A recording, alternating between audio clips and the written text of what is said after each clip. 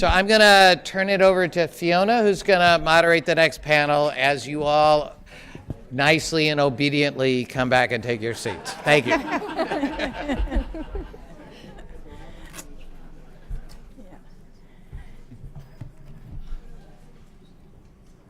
It's great to see the conversations in the room. My experience with pro bono people is when you get us together, we talk a lot, all day and all night sometimes, so this is not unusual. But it'd be great if you could take your seats because, as Scott mentioned, we are looking at demand side, which we've covered, and now we're going to look at supply side, more elegantly defined as private lawyers for the public,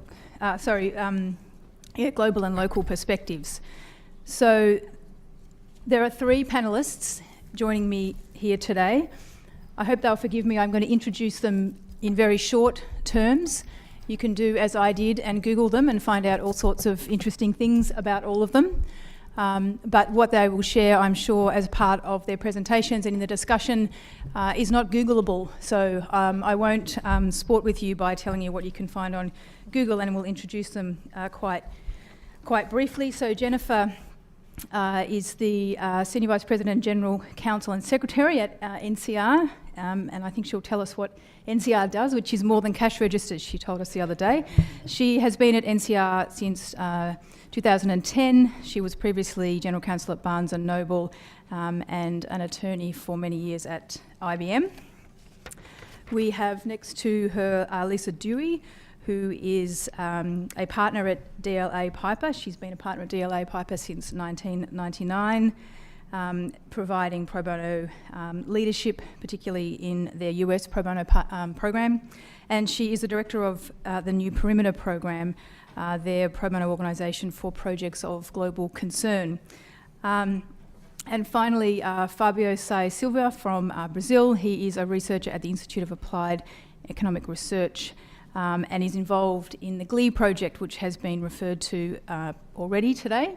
And he's going to share with us some of his research. I'm Fiona McClay from Australia, as you can hopefully tell by my accent. I'm the CEO of Justice Connect, an organisation which has been termed an intermediary for the purposes of today's conversation. So we work to identify clients in need of legal representation, and we work out effective ways of involving pro bono lawyers in meeting that unmet legal need. And we do that in 2 of the 7 states and territories in Australia. So we go in order of seating, so Jennifer will kick us off. Okay, thank you, Fiona. Hi, everybody. So I thought I'd tell you a little bit of the story about establishing NCR's first pro bono program, but I want to put it in a little bit of context. So I think you have to understand a little bit about what NCR is. I won't do too much of a commercial, but a little bit about what it is, where we are, who we are, so you can think about the challenges that a pretty large corporate law department, but not a giant corporate law department, might have in setting up a pro bono program. And to put that in some context, as Fiona mentioned, I was in IBM for many, many years, almost 17. IBM has a very well-developed, excellent pro bono program, something I hoped I would replicate when I went to NCR, something I didn't even try to replicate when I went to Barnes & Noble, which when I got there, I was the 3rd lawyer. And in a law department of 3 lawyers, it was just not possible, at least where Barnes & Noble was at the time, to set up a pro bono program. But let me give you that little commercial on NCR so you can have some context for this. So NCR is a global technology company. We're in over 100 countries. We manufacture our products, which are primarily no longer cash registers, though we still do make cash registers, which are now called point-of-sale systems. But we make them in Budapest, in Manaus in Brazil, in Beijing in China, in Puducherry in India, and in Columbus, Georgia. So we make them around the globe. We also develop software around the globe with a substantial presence in India, in Prague, in Serbia, a new call center, substantial call center we just set up in Serbia. So we're a very global company. There are 90 people in the law department, only 45 of whom are actually lawyers. The remaining 45 of them are other professionals. Some of them are legally trained but not practicing lawyers. They're what we call contracts and negotiations professionals. They can negotiate a contract, but they're not acting as a lawyer. They do their work under the auspices of a lawyer. So I've got a pretty big team. They're very dispersed. Only half of them are lawyers, and only half of those 45 are actually in the States. The remaining are around the globe, really in onesie-twosies. I literally have one lawyer in France, one in Spain. So one of the first things I did when I got to NCR was I established 5 priorities for our team. And they were team excellence, communication and collaboration, client service, education, and pro bono. And I set up teams around each of those subject matters, global teams, lawyers around the world on each team, to look at that issue and establish whatever we wanted to do there. So the communications group might have looked at, is our website good enough, and are there ways we can share information better, just by way of example. So I set up this pro bono group, and it was quite amazing to me how much it didn't resonate. So we really had trouble getting it off the ground, and so this will be as much a tale of failure as it is of success, and I'm hoping that we learn something from the failure part. And I think we didn't follow Esther's rule. I think we didn't walk before we could run. I think we tried to run first. And as a result, we modified it along the way, and I want to talk a little bit about how we modified it. So the first thing that happened was the whole notion of pro bono just didn't resonate globally. The lawyer in China, I didn't actually have a lawyer in China at the time, the lawyer in Singapore at the time, couldn't quite wrap their head around what we were talking about. So ultimately, and kind of inconsistently with the first panel who kind of said, painting fences and reading to children is not what we're talking about, we actually had to define it more broadly. We actually changed the name of the group. We called it the Community Involvement Council instead of the Pro Bono Council over a time, because first of all, the 45 of the 90 people who were not lawyers said, is that something I can't participate in? If pro bono is only legal services, then I can't do that. And I want to participate. I want to have a way to be part of this program that you're establishing. That seemed a fair request from my team to be able to participate. So we actually shifted what it was, we called this, to the Community Involvement Council. It may seem counterintuitive, but it actually worked in terms of getting some momentum around generating ideas about how do we provide what we can provide, whether that is legal services or just doing good in the world, in the communities that we service. And that did resonate in my company.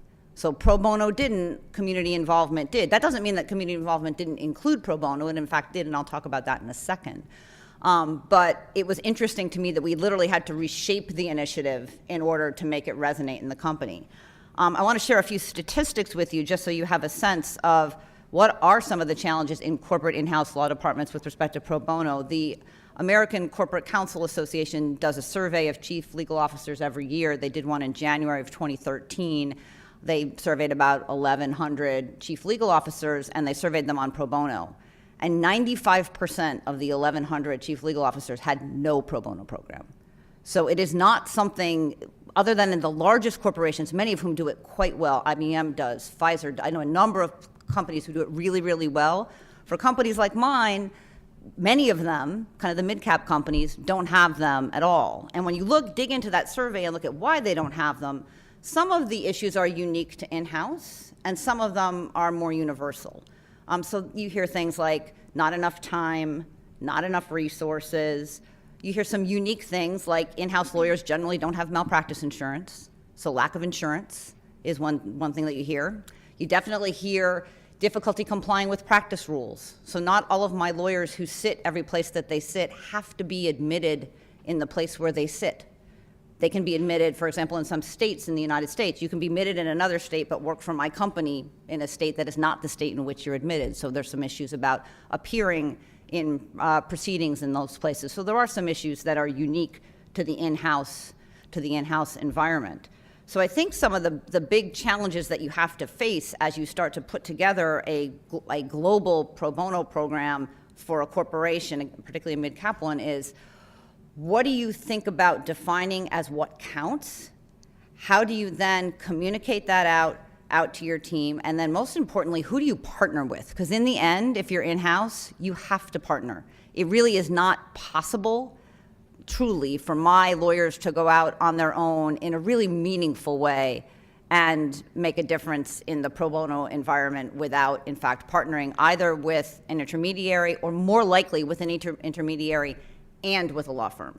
So most often, what we do is we reach out to firms that we do business with, ask them if they have opportunities for our lawyers to participate in pro bono activities that they're already engaged in, and or We partner with things like Pro Bono Atlanta. Most of my in-house lawyers in the States happen to be in Atlanta. Partner with them to find opportunities through them to do pro bono activities in Atlanta or the environs of Atlanta. But we really do count.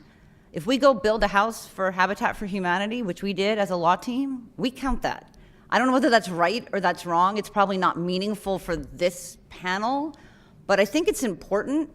And I think it's important that people who think far more deeply about pro bono than I do to think about the fact that that's important in the context of the in-house law department. It's important to find a way to define it to be inclusive. Another thing that I think is really important in any time you set up a pro bono program in-house is to, and this is self-interested, and maybe it'll make me seem like a terrible corporate person, but to think of it as training. I really do try to match up the pro bono opportunities that my people pursue with their gaps in their skills. So if I have someone who is someone who just has terrible project management skills, really good thinker, analyzes a legal problem really well, but can't manage a project to save their life, I'll certainly try to find something within NCR where we can try to develop those skills. I'll certainly try to get them some training within NCR, but finding a place where they can partner with somebody else, maybe with a law firm, on a project that will give them those skills is also really important. And then if you articulate it to that lawyer that way, if you say to the lawyer, we're not doing this just to do good, and we are definitely doing it to do good, but we're doing it because it's going to provide you with an opportunity to develop a skill set that will help your career both inside and outside of NCR. If you have the discussion that way, you get a different kind of investment from the person than you might get if you simply say, you need to go do this because this is something that we need to go do. One thing I don't do is I don't mandate a particular amount of time. I don't say everybody must do pro bono. I don't say everybody must do a certain number of hours. I will tell you, in-house lawyers don't like to measure hours under any circumstances. The whole reason they came in-house was not to measure their hours anymore. So if I ask them to track any number of hours, they panic a little bit. And I also don't really limit what they can do within some set of reason. We look at what they're doing, and certainly if they took on something that had political overtones in a jurisdiction, we were just talking about that, we would obviously look at that.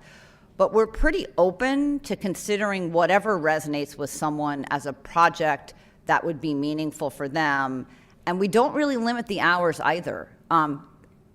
We do ask that if they want to do something that is going to really impact their ability to actually do their day job, then we have to have a discussion about how their day job's otherwise going to get done. So we don't sort of allow them to stop doing their day job unless we have a separate discussion about it.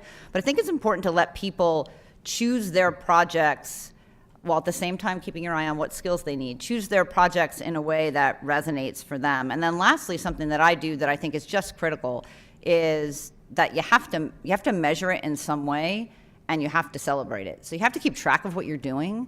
And then what I do is every quarter I do a webcast for my entire team around the globe. It is not on pro bono specifically. It is on what we're doing, how we're doing, how the company's doing. Maybe I'll have a guest speaker from in the company come in and talk about a particular new line of business. Suppose we've done an acquisition, I might bring in the head of that newly acquired business to talk to the legal team about their business.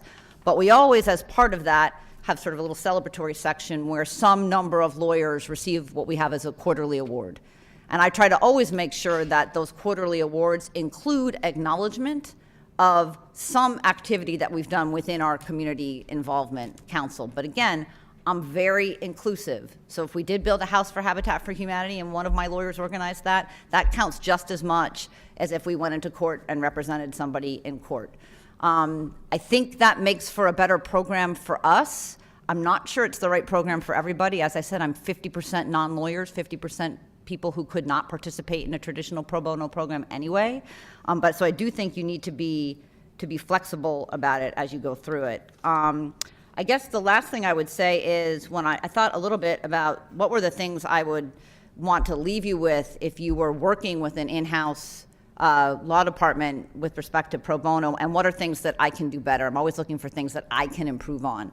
And I think one thing that I can do better with respect to pro bono is making sure that I am always, when I am looking at legal providers, always looking closely at the pro bono work that they do, both because it's important that the providers that I choose be doing pro bono work, but also so that I can see whether they have opportunities for my folks to partner with the firm. I do that, but I don't do it religiously. So when I think about it, that should be, when we do an RFP, and we do RFPs all the time for law firms now, that's the way of the world, is we put out RFPs often. When I do an RFP, that should be on the RFP. I know it's not. But that's something that I think I can do better, because I think firms want to serve their clients, and I think if clients are asking for that, they would be more than happy to put that in front of the client. So that's one thing I think that we can do better. I'm tight on time? 1 minute. 1 minute. Okay, so let me leave you with the things that I think have worked for us. One, define it broadly and be inclusive of your whole team. Why? Because A, pro bono itself doesn't resonate around the world globally as a concept. And B, if you want to get momentum around something, you need your whole team to be in. Two, partner with others and find the right partners. And that, I think, really requires some effort to pick your partners really, really well. It's easy to spend time with partners who aren't going to be able to help you well enough. So pick your partners well. Make sure you use it as training for your lawyers. And lastly, measure and celebrate what you do. To me, those are the recipe for a good pro bono program in a company like mine. Thanks. Thank you. Lisa. Sure. Thank you.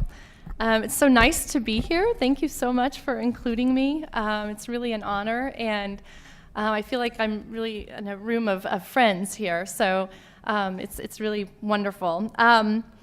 So as Fiona said, I am the U.S. pro bono partner at DLA Piper, and I'm also the director of New Perimeter. And I thought I would start by giving you some context as well about the law firm and what the differences are between New Perimeter and what I would say is our domestic pro bono work, and then tell you a little bit about New Perimeter and give you some examples of projects, and then finally, of course, talk about some of the challenges as well as the benefits, many of which have already been touched upon here. So DLA Piper, I always look at Angela when I say this because I think it depends on the day, between DLA Piper and Baker and McKinsey, is one of the largest firms in the world. We have about 4,200 lawyers in over 30 countries. In the United States, we have roughly 1,400 lawyers. And in terms of our pro bono team, we have a little bit over a dozen full-time pro bono professionals globally. In the United States, there's myself and 4 other full-time pro bono counsel, roughly about the same internationally. Nick Patrick, who I know Fiona knows well, and many of you know, he was the pro bono partner at DLA Phillips Fox and is now the pro bono partner and head of corporate responsibility for DLA Piper, and he's now based in our London office. And he has a wonderful team as well. And then New Perimeter, which is a nonprofit affiliate that DLA Piper created in 2005 to focus on global pro bono projects that I would describe as projects that go beyond the borders of where we have offices in many ways. We have myself, I've been the director for almost 3 years. I became the director when Sheldon Krantz retired, who some of you may know, and he was one of the founders and the first director of New Perimeter. And so when he retired, I then became the director. And we also have 3-time full-time attorneys working with New Perimeter. And I'm really excited that Sarah Andrews is here. Wave. She's the assistant director of New Perimeter and is now based in our Boston office here. And of course, Esther serves as one of the co-chairs of our advisory board for New Perimeter, along with Mark Ellis, who's the executive director of the International Bar Association. So that's just kind of an overview. This last year, we devoted over 207,000 hours to pro bono, DLA Piper globally, which equates to about 133 lawyers working on pro bono full-time. It's maybe one way to think of that figure. Which is significant. New Perimeter devoted roughly 19,000 hours to its projects last year, just to also put that into some context. And the mission of New Perimeter really is to work on global pro bono projects that are long-term. We've had a project that lasted 8 years and is still ongoing in Kosovo, which I could tell you about. Also, hopefully high-impact projects, and projects that allow our attorneys to spend time on the ground or in country, working with the local partners with whom we're working with on the ground. And we thought that was really important. And at the beginning of New Perimeter's life, we actually had attorneys that sometimes spent 3 to 6 months. In fact, Sarah spent 6 months in Kosovo working on that project. More recently, we find that our lawyers are able to spend a few weeks at a time on the ground working on our projects. We also put together global teams of lawyers to work on our projects. So when a project is developed, we actually send out a solicitation, and it's a competitive process. Our attorneys have to apply to work on a New Perimeter project, and then they're chosen based on obviously what the project needs in terms of skills. And I have to say, this is a really fun part of the job because we learn so much about our lawyers through that process. People that we didn't know had been in the Peace Corps or have some kind of ability to speak a language that we need. So that is really interesting and really fun. And so we put together global teams of lawyers, and they come together to work in places where we may not have an office. And so we may have a global team that represents half a dozen offices, someone from Sydney, someone from Dubai, someone from New York, who may all come together in Tanzania to teach for 2 weeks. And so you can imagine the kind of bonding experience that would provide. And so in terms of thinking about benefits for us as a global law firm, I don't know what that's about. New Perimeter is a wonderful integration tool for us. And people always come back and say, this is one of the most amazing experiences. It develops relationships that carry on, past the life of a New Perimeter project. And one of the things about New Perimeter projects is that we're always collaborating with partners on the ground, which is probably obvious to many of you working on pro bono. But it's a really important point, whether it's a local NGO, an academic institution. We also partner oftentimes with our corporate clients and in-house departments. We've partnered with lawyers from GE, from Accenture, Barclays, Stanbic Bank, and many others. And so that's always a characteristic. In the last 8 years, we've worked on over 50 major projects that have involved travel on the ground for our lawyers, and this involved over hundreds of our lawyers from around the globe. One of the projects I do want to touch on, Ed kind of set me up there from the last panel, which I think provides, it's a very recent example, and I think it also shows this concept of collaboration. This was a 4-way partnership and collaboration between New Perimeter and PillNet and 2 local partners in Sao Paulo, the FGV Law School and Instituto Pro Bono, of course. And we've been working on this for, a few years maybe, and we finally came together and taught a short course on pro bono the last week of March at the FGV Law School. And it was fascinating for all the reasons that you can imagine, and the timing of the course could not have been better in sense of the regulation that Ed described just being lifted to allow people to do pro bono work for individuals. But there's also a lot of questions locally about what is the future of pro bono in Brazil? What is it going to look like? What is the infrastructure going to be?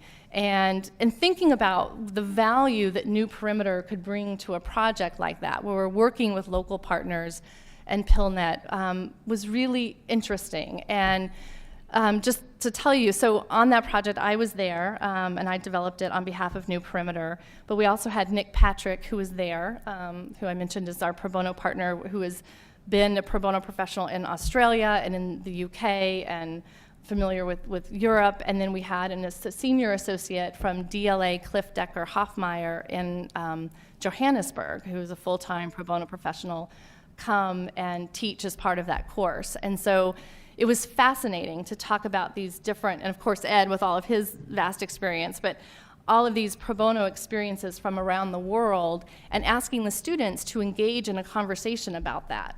What do you find attractive? What's not attractive? Why? How would this fit here? And working with the local NGOs, and of course the academics at FGV Law who have been thinking about this for years. It was an amazing exercise, and I think it'll be interesting to see what the future brings there. obviously, and I can't wait to hear about your research in Brazil as well and how that's going to all fit in. So New Perimeter, we engage in a lot of teaching and training projects that at the end of the day have a lot to do with capacity building on the ground. We also work on projects concerning women's rights, and we have several examples of that. We also work on areas of economic development. One example of that would be we represent the government of East Timor, one of the poorest nations in the world, and they were interested in developing a special economic zone. And so we were able to, again, provide comparative research, put together a global team to advise the government on what has worked in different areas and what has not worked and what might fit in that local context. We also focus on projects concerning access to justice. One example of that would be a project in Namibia where we worked with a paralegal association that works in the rural areas, which is a big issue everywhere. And I think it was interesting, we were talking about answering Angela's question, pro bono, how can you say pro bono looks like this in X country? And she used Tulsa as an example. I'm from Oklahoma, so I totally related to that. And it doesn't. And so in a place like Namibia, in many countries that have very few lawyers, even in the cities, how do you bring access to justice to these rural populations? And so that project was all about empowering really citizen advocates that are called paralegals, not in the same way we might think of paralegals in the US, but developing a manual for them, and then doing that after spending time on the ground, and then going back and conducting training and doing train the trainer sessions so that these citizen advocates could kind of spread that training throughout the country and hopefully provide some access to justice there. So that's an example of that project. We also represent NGOs, and I think this kind of relates to something that was touched upon in the first panel, kind of in the question, I think Ed's answer about, the NGOs being mission-driven, and we're law firms, we're not mission-driven, and how does that work? And we represent a lot of global NGOs as part of our, not just New Perimeter, but domestic pro bono program with their legal needs. But one of the things that we've really been pushing on and trying to make headway on is how can we help global NGOs on the ground where they're working with their programmatic work? And oftentimes there's a lot of questions about how to use lawyers, how to think of using lawyers for organizations that maybe work on the ground that have never thought of that, and in cultures where working with lawyers is to be avoided at all costs. And why would we do that? We're not in crisis mode. So thinking about how to broaden that thinking of lawyers as problem solvers and collaborators is one of the things that we've kind of been pushing. The New Perimeter model is also very important for us to evaluate our work. And it's something that I think we're able to do because of the investment that the firm has made in staffing and otherwise. And so we really try to evaluate our work. We haven't hired outside evaluators, but we do engage our partners and other stakeholders and our advisory board in helping us take a look at what we're doing and then reacting to that and being able to be flexible and change what we're doing to hopefully improve as we go along. Sitting at the table with these amazing researchers who are part of GLEE, I was asked such great questions over lunch, including, how do you measure the impact of what you're doing? And I said, you should go talk to Esther. But because PBI has this great project going on about that. But it's a huge question, and it's something that we are giving a lot of thought to. I don't have the answers, unfortunately. But one of the things is, certainly in all of our teaching and training projects, and Sarah just came back from Zambia this last week. We had a team in Rwanda earlier working with 4 different East African countries on international negotiations with the East African Development Bank. We did this in Brazil, but we obviously survey the students, at the end. What did you think? We survey the partners with whom we're working. How could we do this better? How did it work for you? But one of the things we're thinking about with regard to those projects in particular is, can we develop alumni networks of the students so that they can keep in touch with each other and we can keep in touch with them so that we can hopefully measure impact over time? Because just taking a survey at that certain point in time is obviously not going to tell you the whole story. So we're giving that more thought. I mean, there's clearly other ways in terms of what your goals are at the beginning of the project and defining those clearly, not running all the time, trying to be, trying to walk so that you can figure out how you can have the best impact. But I think it's a question that we're all grappling with. In terms of challenges, and just to touch on, am I doing okay? Okay, 2 minutes, all right. I think one of the challenges, and this gets back to working, I think, with local NGOs and local partners, and something that I've been thinking about is working with partners who can, who have the capacity to work with you and take advantage of what you have to offer, which may sound funny, but I think it's so important because if they can't, then you're not going to have much of an impact. But at the same time, in all of these places, we've been working with amazing NGO organizations that may have a staff of 2 or 3 people and are doing amazing things to change the cultures and their societies. And we're able to work with them, and that's gone really well. But I think it's something that we're constantly thinking of. And again, I think the investment of the firm and having staff allows us to do a lot of due diligence at the beginning. It may take, like with Brazil, it may take years to develop a project. It certainly always takes months. We oftentimes will actually send our staff to meet with our local partners on the ground where they are to get a sense of what this might look like before we ever decide that it's a go. And we inevitably always learn things but when we take those trips and spend time on the ground that there's no way sitting at my desk talking to people on the phone I would ever fully appreciate. So I think that's a challenge, but also something that, a word about how we operate. Exit strategy for us is a challenge, figuring out when we go in, when it's time to leave. Trying to define that up front, but knowing that when you go in, it's never going to be exactly the way you thought it was going to be, and things change, and we're working in places, as Esther said, that are unpredictable, and so we also have to be flexible, but knowing when to leave, because I would love to work in Mexico forever, because our partners are so great. Also tailoring projects to the local context, and that also gets back to spending time on the ground, making sure that we're being culturally sensitive, or sensitive as we can be, recognizing what value we bring and what value we don't bring and what we should not be doing. You always hear having a strategic plan is knowing all the things you should say no to. That's a challenge, sticking to that, because we also want to be opportunistic. Obviously, the ones about unauthorized practice of law, that's a challenge. Costs, travel, time zones, logistics, having meetings at crazy hours, but that's part of being, I think, part of a global law firm, as many of my friends are smiling about. The benefits are all the business reasons that have been touched upon. I think it touched upon the integration tool that this serves for DLA Piper. Culture, that's huge for a firm like DLA Piper, and I think, and our partners say this over and over again, I think if you talk to anybody, they would say that our pro bono culture is one of the things that holds us together as a law firm. And we are doing pro bono everywhere. The pro bono that has increased exponentially at DLA Piper outside of the United States in the last few years because of Nick and other factors that are going on there is really special, and I think it is something that holds us together. Of course, professional development, it's great. The cultural exposure and literacy that our attorneys gain that is so important by working on new perimeter projects is invaluable. And I'll stop there. That's a high note, so thank you.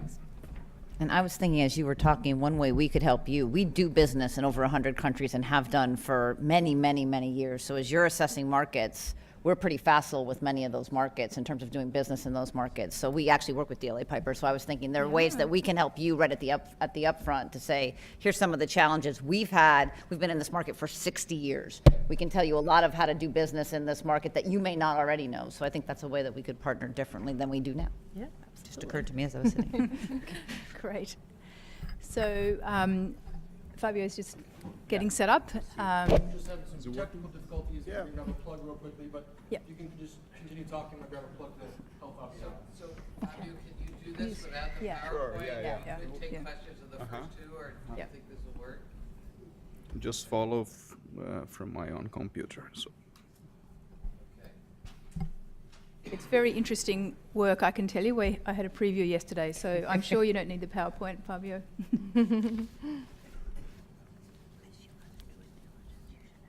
So, you okay? Yeah. Okay. So thanks everyone. Thanks Dave, Wilkins, and Scott, and Louise, and all the folks here in the U.S. who generously invited me to be part of this conference and these wonderful projects in which we are working together, and in which I've had the precious chance to learn from you and to be under the auspices of your expertise and knowledge on these and other issues. So just to situate this, although David and Scott have mentioned this before, so this is what I'm going to report here is part of my research in the context of the GLE, or Globalization Lawyering in Emerging Economies project, in which we study the development of pro bono in Brazil, India, and China as part of the growth of the corporate law sector in these economies, and in which we see these developments as part of, on one hand, the search for legitimacy of this new global economic order, which on one hand enhances corporate power, but also creates some need for corporate social responsibility, and on the other hand, of the legitimacy of a globalizing structure of governance and the power it gives to legal professionals. And here is where the rule of law appears as a factor, not just for predictability in businesses, but also for political accountability in these countries. So the question that I raise here in connection with the design of the conference is, how does this story play out when it reaches local contexts? And the way I sought to understand this was by looking at the development of pro bono in São Paulo along two dimensions. One is the firm dimension, in which we did some interviews with firm lawyers and partners and pro bono managers, and also in-house lawyers in corporations. But also, in what we call the legal field more generally, which involves other sectors of the profession that have had some connections with the development of the pro bono sector. So, and with these folks, to get there, we did document analysis, went through previous studies. Oh, thank you. That's my one. Yeah. Looked at previous studies and also did some interviews and observation in some contexts. What is this? Anyway, you will follow. So on the base of that research, I'm going to tell you guys 4 stories of how pro bono develops in Brazil. One is what I call promoting pro bono, right? So the story here is that we have some Brazilian lawyers with U.S. legal training and socialization, and the biggest exponent here is Oscar Vieira. This is a very well-known story, who comes to the U.S., wants to, he's troubled about seeing kids in juvenile courts in Brazil and wants to do something for them. And then he comes to the U.S., he gets to know the pro bono a little bit, he meets people here, take there for a conference, and tries to sell this idea of pro bono, of private lawyers doing something for the public good. But also, it's not just the entrepreneurial action of these folks, but also, at that time, corporate clients were, pushing firms to help them undertake CSR projects. So, some of the lawyers we interview who were working back there, they say that these companies were, coming to them and say, listen, we have all this portfolio in which context we hire you, but we have this tiny little project that we need to establish, and would you give me a help on this without charging anything? And obviously that starts to create a pressure for these law firms to adopt some pro bono policies, right? Or to provide some services on the pro bono basis. That obviously isn't peaceful story. On the contrary, as people here said. And one of the first conflicts that emerged was with people who were advocating at the time for a publicly supported system of access to justice, including this one who is speaking. At this time in the 90s, I was a student leader, and I stood up against pro bono because I thought that this was going to be, a way to privatize access to justice in Brazil at the time when we were struggling for the establishment of a public defender office in São Paulo. So it took some, effort for the pro bono movement to actually not just overcome this resistance, but also transform that into something that would actually bolster the movement, as I will show. So there was this resistance. At the same time, firms were figuring out that pro bono could be useful for them to retain corporate clients, but also to nurture professional idealism among lawyers. They were facing, as it's seen here in the U.S., they were losing professionals who were feeling unhappy in their corporate legal work, and they really saw this as an opportunity to give them a chance to do good while doing well. Also important here was the role that what I call here the traditional legal elite in Brazil played in connecting pro bono with what they call this long-standing tradition of grand liberal lawyers working for the public good, right? I don't have time to go deep into this, but they cite passages of Rui Barbosa in the early 19th century doing things for the poor people or for good causes. So they always try to build on that and to connect that with what they see as a tradition of the profession.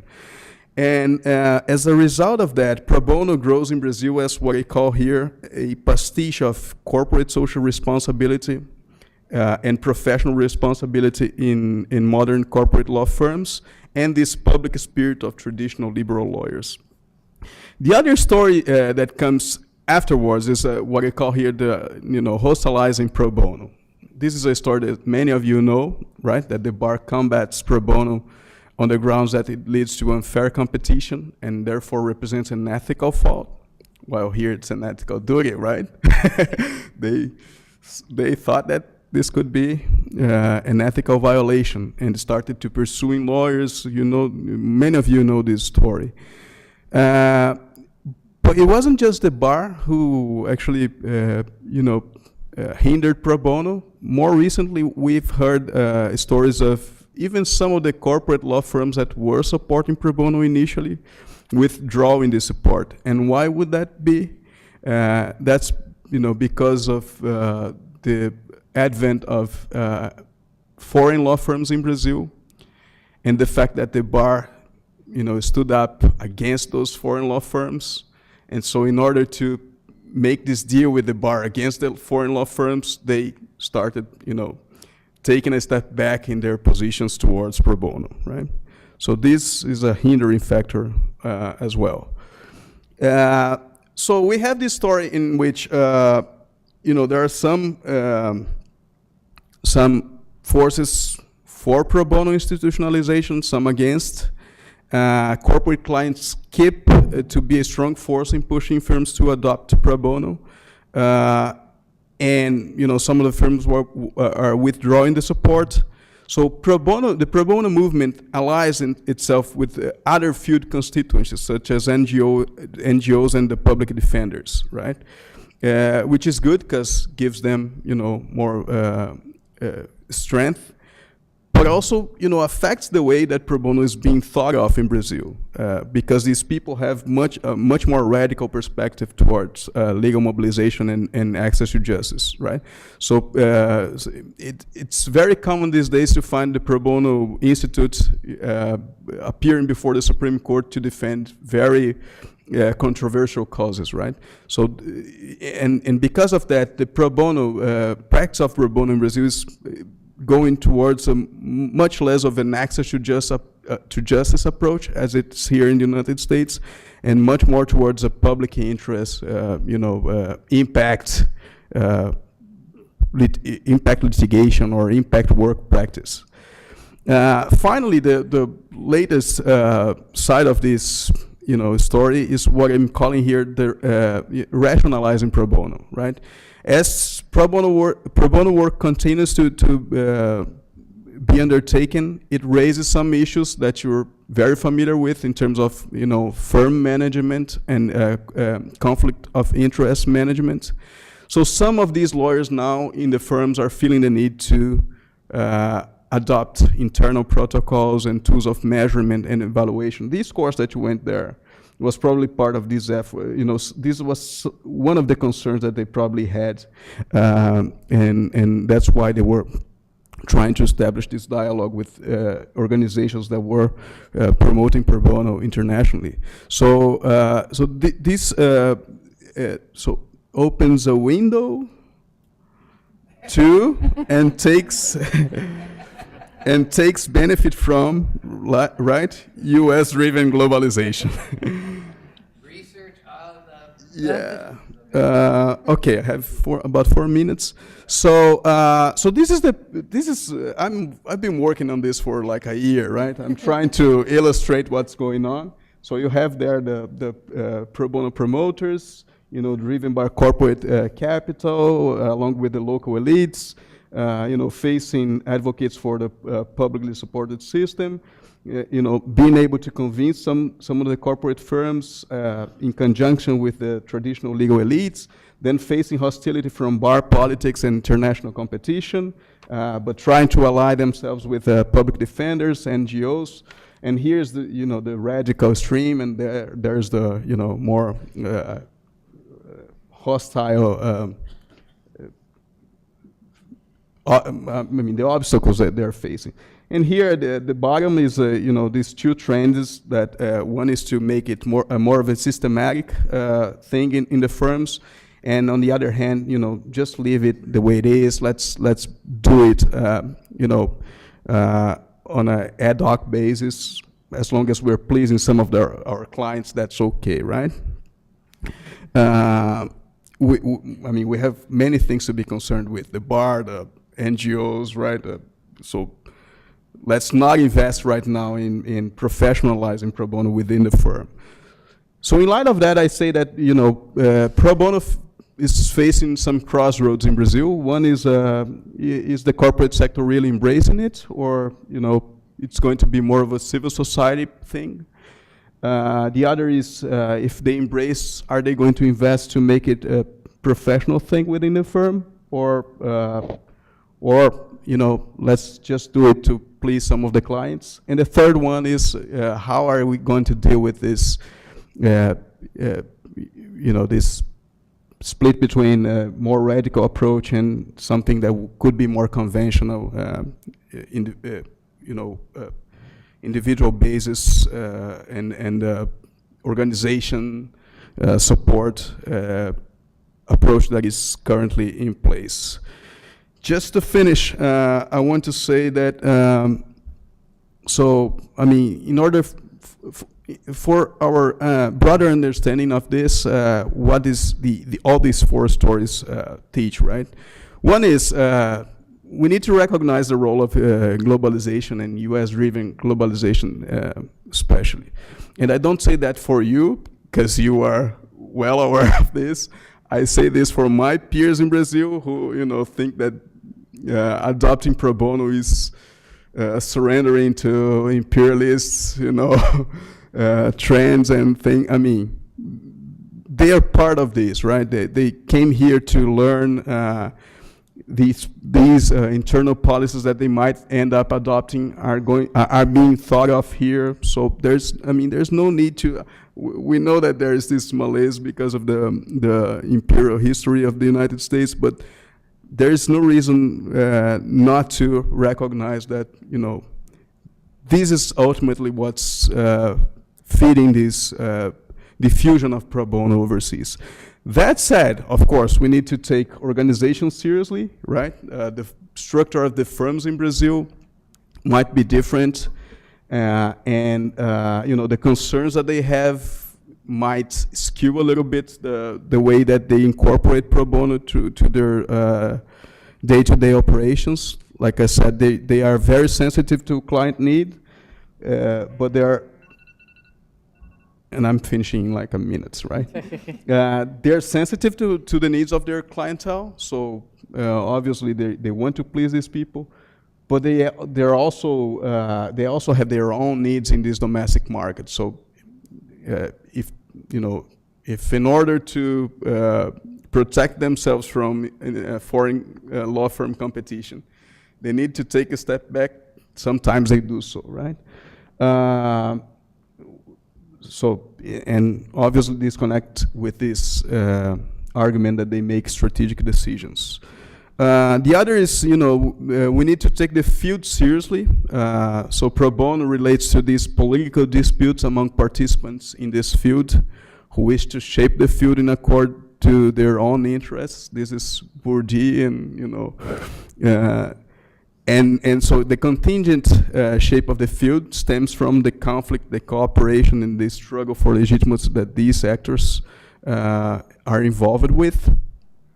And finally, we need to take political economy and development models seriously. So we saw in the beginning that the diffusion of pro bono in Brazil went through distributional conflicts in the rise of neoliberalism and resistance to pro bono as a substitute for publicly based legal service to the poor. But also, we may think of this story as one of counter-hegemonic globalization, in the sense that here's a case in which globalization entails not just convergence towards the US model, but the kind of differentiation that can be even inspirational to things happening in the North, right? Behind this, there is a story of another kind of arrangement taking place between private lawyers and NGOs and the public interest sector. That might illuminate some of the discussions here about the privatization aspect of pro bono provision. So that's my take on this. I hope it helps and fosters discussion. I'll be very happy to interact with you. Thank you. Thanks, Fabio. Before I open up to questions, I thought I would rely on an observation that I've found to be true in my visits to the US, which is that Americans love an Australian accent, and that I might just spend a couple of minutes telling you about where I see pro bono being up to in Australia. Hopefully not to be indulgent, but because I think it's an interesting case study to put into the mix. As Esther very generously acknowledged, Australia has a strong pro bono culture which developed relatively independently, but seeking to draw on the best of what it saw around the world. We now have pro bono largely institutionalised in our large firms and in our mid-tier firms. And we see, though, a lot of changes happening in the legal profession in Australia, and it's a really interesting time for those of us that are interested in pro bono and access to justice. So the globalisation of pro bono is what we're here all talking about today, and we're seeing that in Australia. So a number of what were our long-established top-tier law firms used to have names like Blake, Dawson and Waldron and are now called Ashurst. Used to be Phillips Fox, are now called DLA Piper. Used to be called Mallison Stephen Jackson and now called King and Wood Mallisons. This has been a massive change, and it's been a very rapid change. The pro bono programs and the way that pro bono is happening in those firms which have been influenced by that globalisation of practice are changing. They're being pushed and pulled.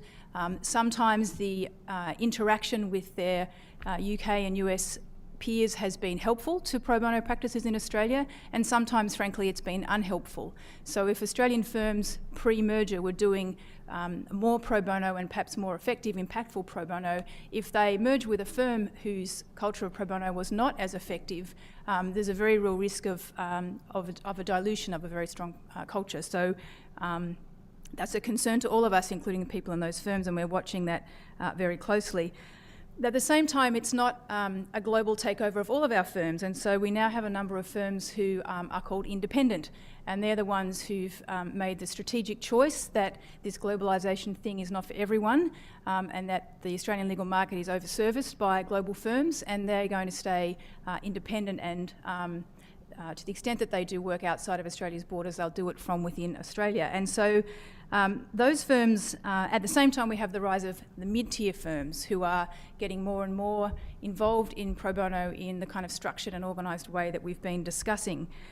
What we're seeing with those firms is a move to re-emphasise the importance of what you might call domestic pro bono, almost a reaction away from the shift to global pro bono, and saying actually access to justice for disadvantaged people in Australia, of whom we have no shortage, is very important work, and it needs to be done, and we don't want to get too distracted by complex multi-jurisdictional impact cases in other countries.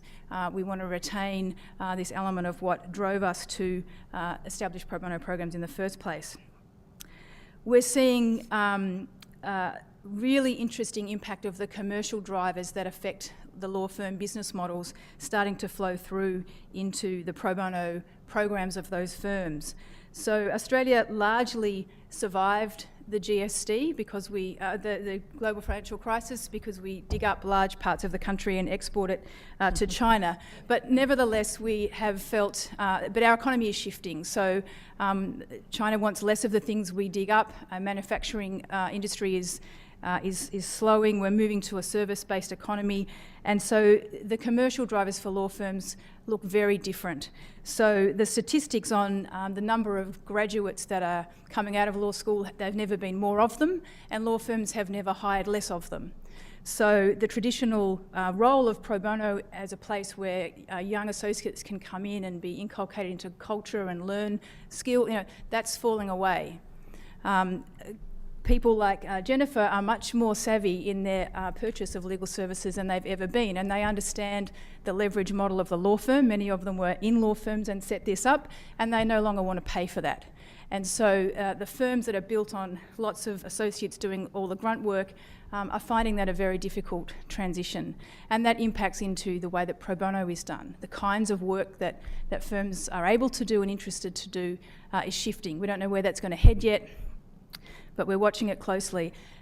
Similarly, it's an extremely competitive legal market at the moment, extremely competitive. And so the sensitivity around positional conflict, as Esther mentioned earlier, is really expanding. And so this idea that firms don't want to be seen to be doing anything that is too complicated. They're interested in things that are neater and cleaner. So this is not true of all firms, but these are just trends and threads that are coming through.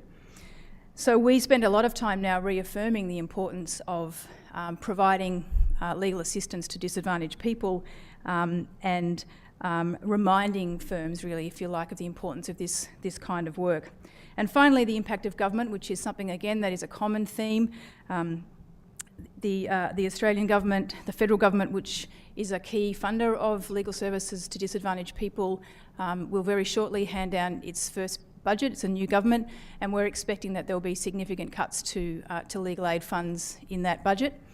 And as Ed, I think, pointed out very insightfully, the issue is not whether or not pro bono is a substitute for properly funded legal aid. It's clearly not and can never be, but the rhetoric around that is very powerful. So I have my own anecdote of what Ed pointed to. Several weeks ago, the federal government announced that it would no longer fund free legal assistance for people making claims for asylum in Australia. Previously, that was provided by the government through a network of very effective community legal centres. That funding has been cut. In doing that, the government said, but we're very happy if pro bono lawyers want to do this work, and we will facilitate them to do that. They haven't indicated how they might do that, and they certainly won't be facilitating it by funding my organisation or any other organisation to actually contact asylum seekers. So, but that was a fig leaf, if you like, to that announcement. So lots of interesting change happening in Australia as well. So with that indulgence, thank you. I won't talk anymore. I do have some questions I'd love to ask, but I'm going to give you guys first opportunity, and if there's a pause, I warn you, I will jump in with my questions. So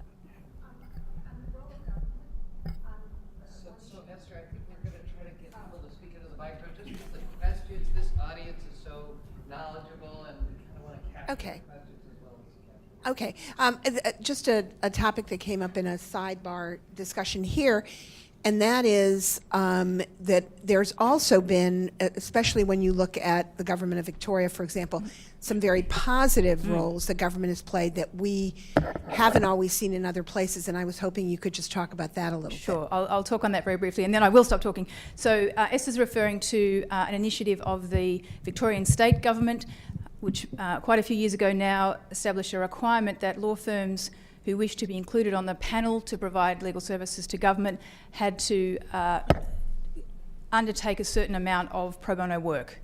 And they needed to actually report on that work. And pro bono, according to a definition of pro bono that most of us in this room would be extremely comfortable with, it's genuine, real pro bono, I guess. And that was a very effective mechanism for raising the profile of pro bono, but also increasing the amount of work that was done. The federal government a few years ago established a similar scheme, a slightly different lever that they used, working closely actually with the profession to set this one up, and that is a requirement that firms who do work for government sign up to an aspirational target, it's called, that each lawyer in that firm will do 35 hours of pro bono work per year. The firms are not required to actually meet that target. It's an aspirational target, but the idea is that they will make progress. The Attorney General wrote to firms last year reminding them that they had to be acting on their aspiration, and I can tell you we got a number of phone calls very soon after that letter arrived on the desks of managing partners asking how they could do more pro bono. Interestingly, when that target was set up, the firms were told that there would be no public reporting of hours. I don't think they would have signed up had that been the case, but an enterprising public servant who produces the report every year on the amount of legal work that's done for government didn't get the memo about carving out the pro bono hours from the general report, and so there they were, and once they were out there once, there wasn't any point in not doing it again, and so that has been extremely useful and a very valuable tool. So enough from me.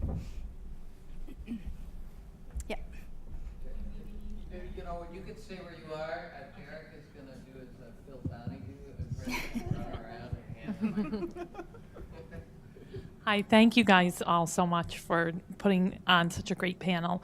And I guess we wouldn't want to hijack it on the New York reporting model, but I think something that's been very interesting in our firm is that New York State is now requiring mandatory reporting for all admitted attorneys to report on their pro bono, and initially it is supposed to be public, although there was such an outcry that right now, for the next 2 years, it won't be public. And for a firm like ours, with many of my friends in the room here, half of our attorneys are outside the US and they're admitted in New York. So I started to get calls from Brussels and Hong Kong asking me to tell them how much pro bono they did over the last 2 years, and I've never heard of them before, so the answer was none. But it's going to be an interesting dynamic because they are going to need to do pro bono that qualifies under the New York definition, which is very slim, and involves representing low-income people in jurisdictions where our lawyers are not locally admitted, and they're all transactional attorneys. So I think that whole mandatory reporting thing. I should say is such a I'm not a driver. fan of the New York model. Probably the only thing in New York I'm not a fan of. I think it's one thing for a client to require its law firms to do whatever it wants, frankly, and the firm can make a decision about whether or not they want to do that. I think that's very different to to the state or the regulatory body requiring everyone to do pro bono and then to report on it. I don't think that's at all a good idea. Questions for the panelists?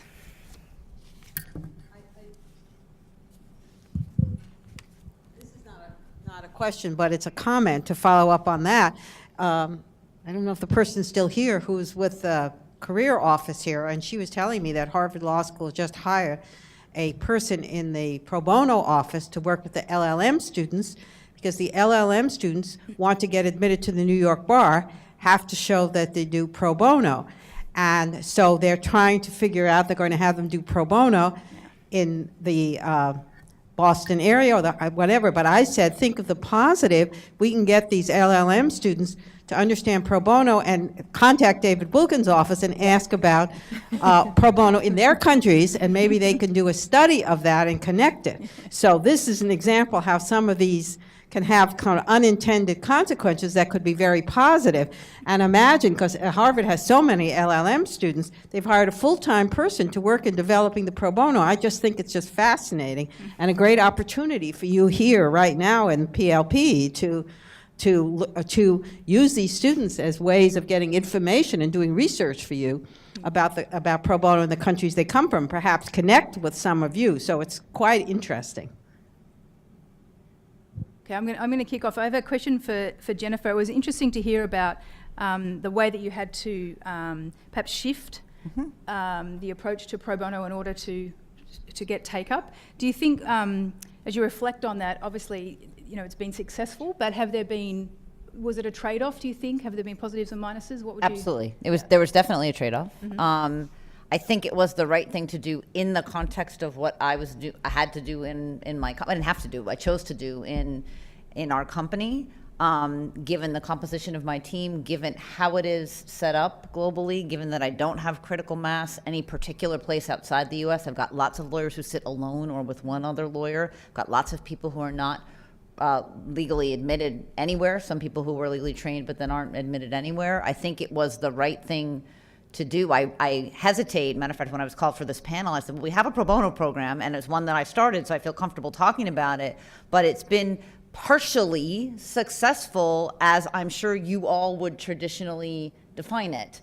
And frankly, as I would traditionally define it, as I saw in IBM by way of example, just by way of comparison.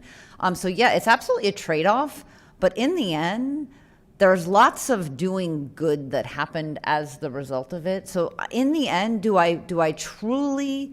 it truly matter to me whether we built a house or helped a bunch of kids in an underprivileged school by training them, or represented somebody do I really in my heart of hearts think it matters? I'm not sure I do. I think it was a lot of good that got done, so maybe it's just a good thing and I should see it that way. Is it probably sub-optimized as a true pro bono program because we expanded the definition of what it was?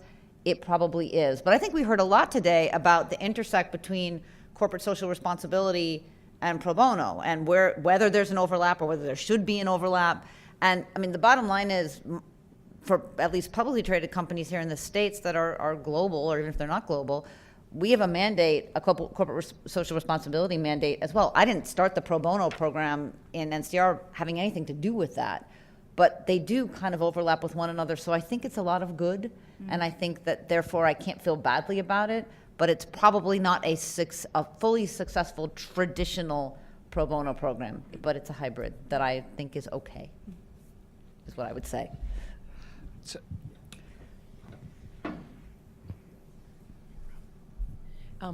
This is actually more of a comment than a question. So I am the partner in charge of pro bono at one of the firms downtown, Foley Hoag.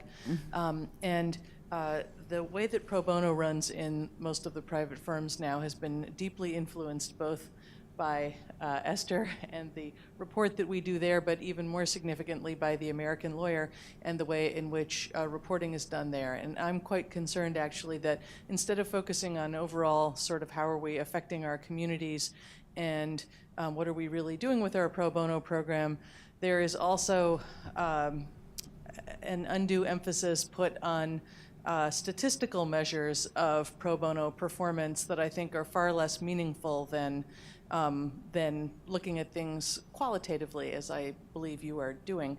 So, for example, you know, I'm proud of our program because we have some very outstanding expertise in certain areas in which we've actually had an enormous impact and been very influential because we've developed certain specialized expertises that are unusual and I think very worthwhile. But we also do a smattering of other things, and I'm not going to tell people that they can't do stuff that they want to do, but indeed I find myself sort of feeling happy about the fact that, you know, certain people are doing more, or that I'm getting attorneys involved so that they'll get up to a certain minimum level.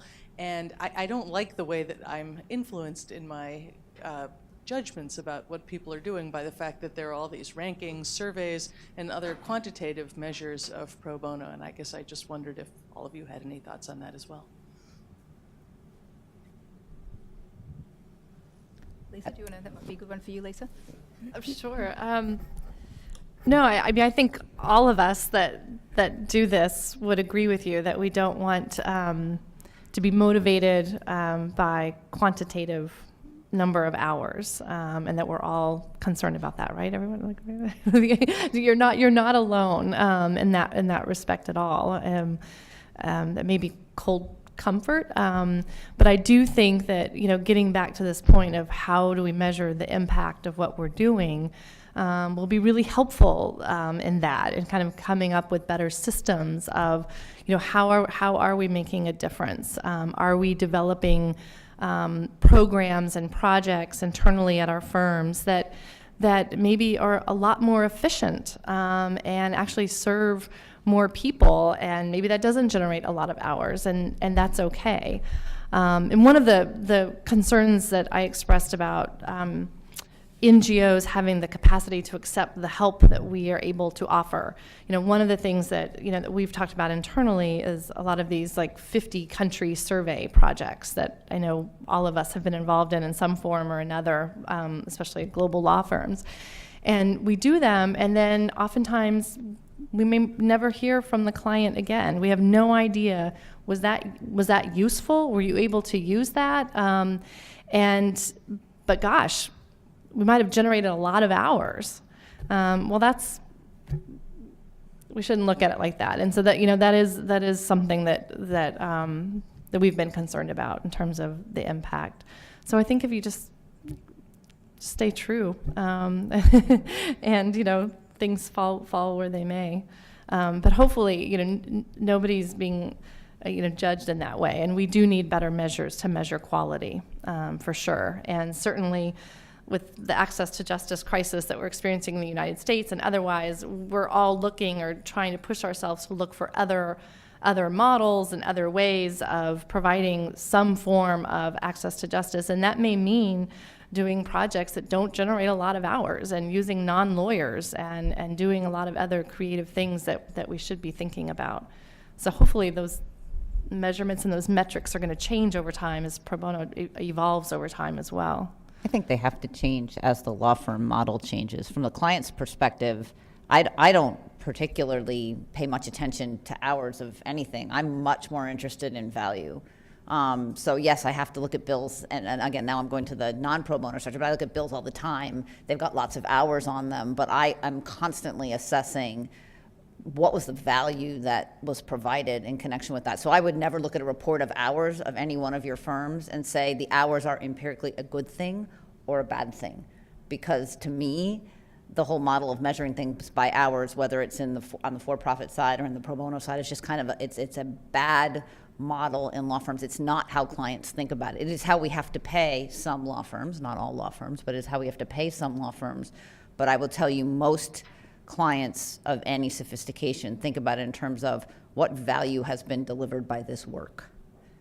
And I also think you have a right to demand that, by the way. If, for example, if you ever did a 50-state survey for me, or a 50-country survey for me, you would have the absolute right to call me up and say, was there value in that? Did we hit the mark? Did you get anything out of that? And if I'm not telling you that, I'm not partnering with you well. So I wouldn't get too worried about, I understand why you don't like the metrics, but I think that people who are looking at them know that they're just metrics, and what really matters is value. At least I do. Law students don't. Fair enough. That's fair enough. I'll take a couple. I don't want to. We could spend the whole day talking about metrics. I should Yes. just say we've talked a bit today about things we can learn from the US model and things we don't want to have in the US model. And I think everyone would agree that the AmLaw survey is something that should not be adopted anywhere else. Yeah. Yeah, well. We told Trust Law we wouldn't help them with this. Yeah, no, it's not good. I agree.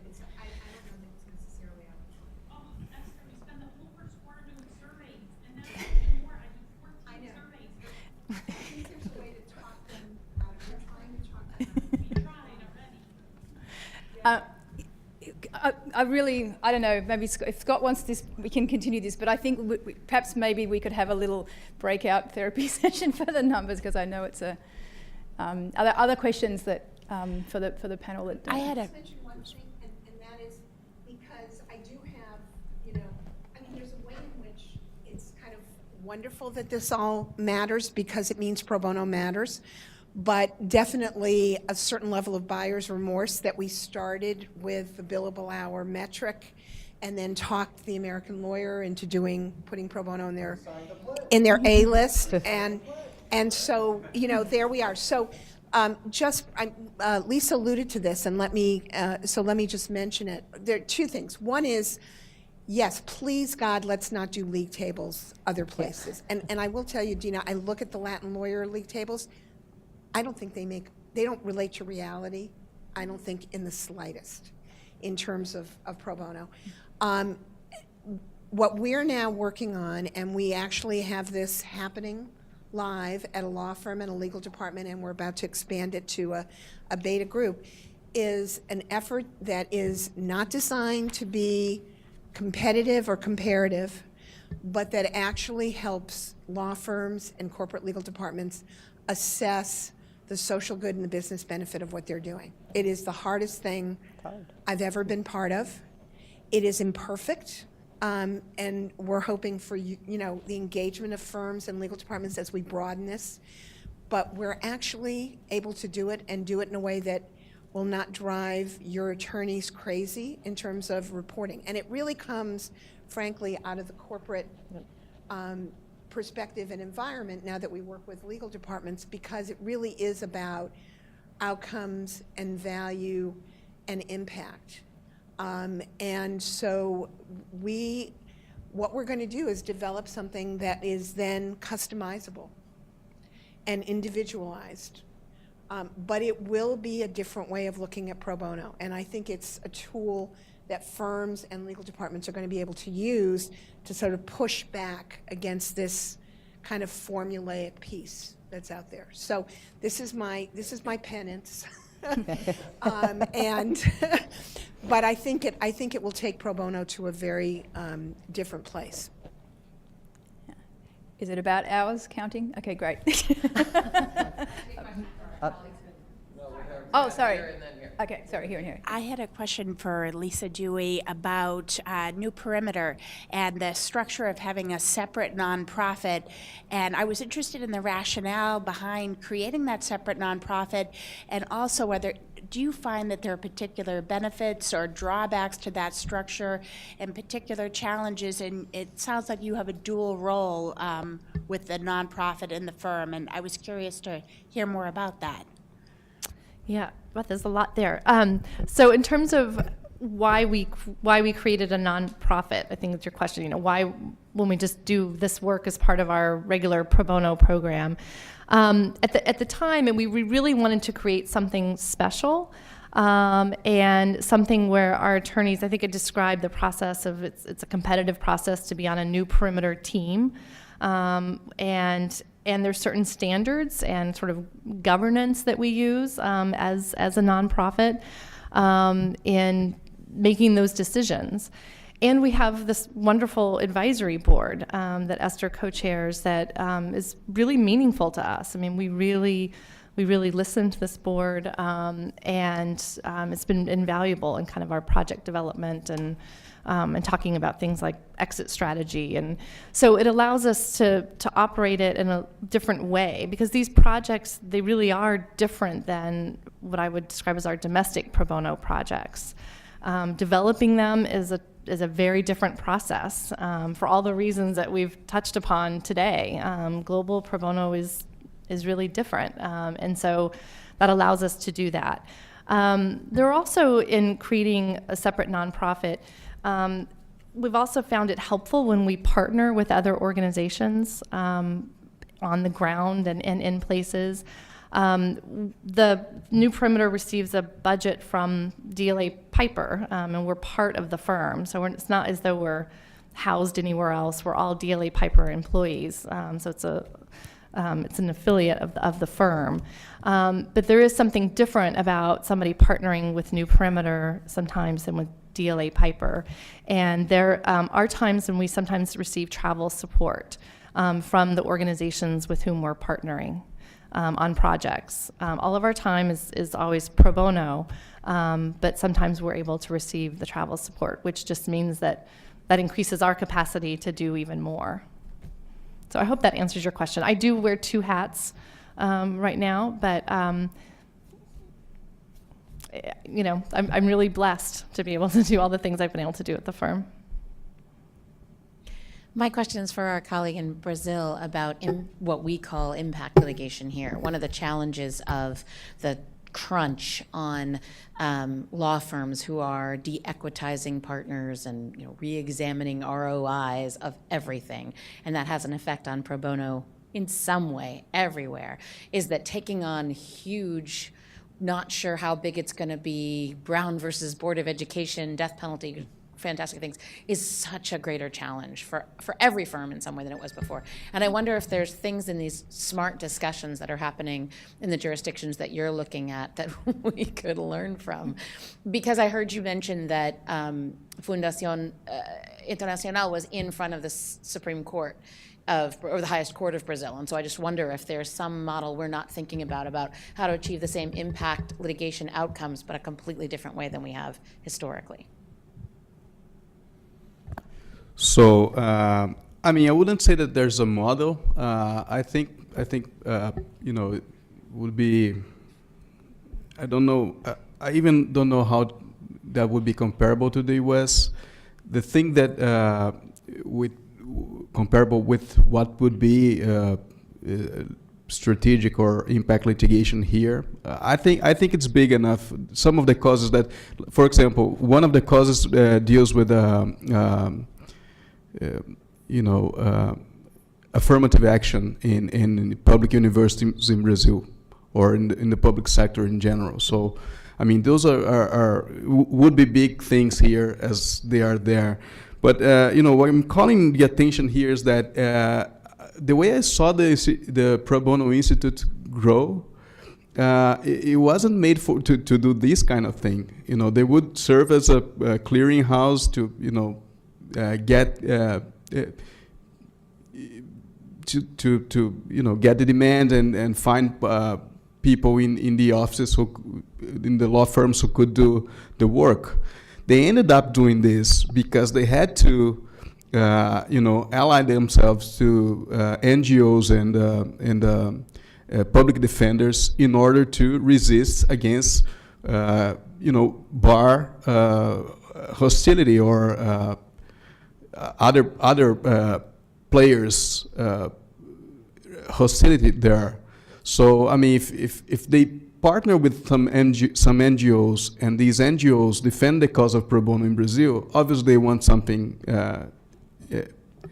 in exchange, right? And that came in the form of increased involvement of the Instituto Pro Bono with these causes. To what extent does that harm the institute or reduces its capacity to interact with corporate law firms in order to promote pro bono within the firms? That's one of the crossroads that I talk about here. So, I mean, I don't say there's a model, but there is a very interesting issue here to be explored and to be accounted for and followed by whoever is interested in this. So I think we're at time. I just have one question for Fabio. You said at the beginning that you were resistant to pro bono initially, and now you're at least well disposed enough to be researching it. So I'm curious about what changed your mind. I don't know. I think I just got older. and started to put things, became able to put things more into perspective. And, it was being involved with, I actually did my PhD on public interest lawyers in Latin America and the United States, sort of a comparison. And then when I had this chance to work on pro bono here at the GLEE project, I was really interested in moving beyond the strict, folks in the public interest sector and look at the people in the corporate sector and how they could do something that was meaningful to public interest work as well. So, besides that, I was obviously feeling myself, I don't know, but discouraged with the study. The more you get close to something, the more you start to find, issues with this something, right? And I studied the public interest sector in Brazil, very much in depth, and I've seen some problems in the sector. So I thought it would be a good idea to move to the corporate and to just see something different. But obviously, it's like I said, it's a matter of putting things into perspective and really understanding how private lawyers can do things for the public interest. Yeah, that's a great place to finish. So please join me in thanking the panel.